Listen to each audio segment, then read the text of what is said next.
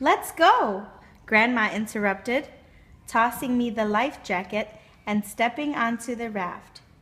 She pushed the pole hard into the river bottom and we moved smoothly into the current. "Your turn," she said after a few minutes.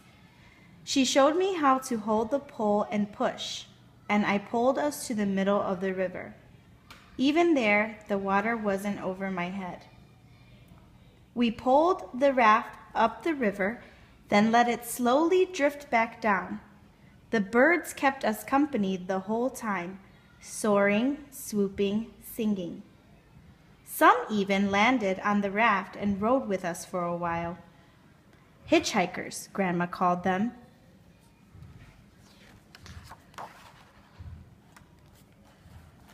After that, I had little time for anything but the raft.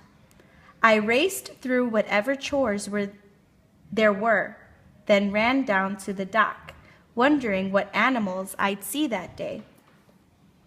It wasn't just birds that the raft attracted.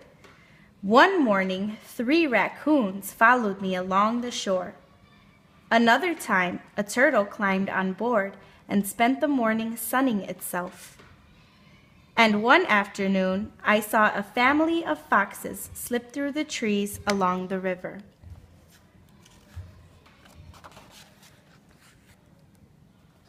When the weather turned too hot and sticky to sleep indoors, Grandma helped me put a small tent on the raft.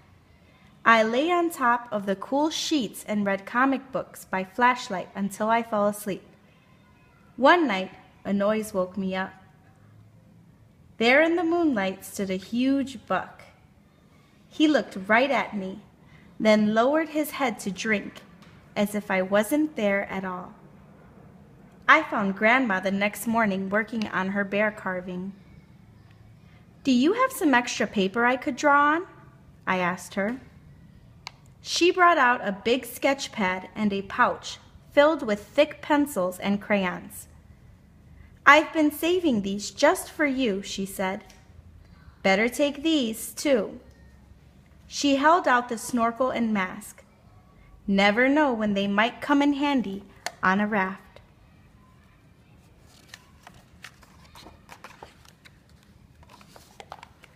The sun was hot that afternoon, so I pulled into the shade of a willow, then waited to see what animals the raft would bring.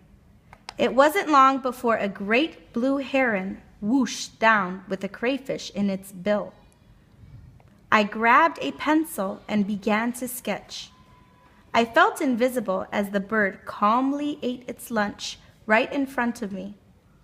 Then it preened its feathers, looked back up the river, and flew off.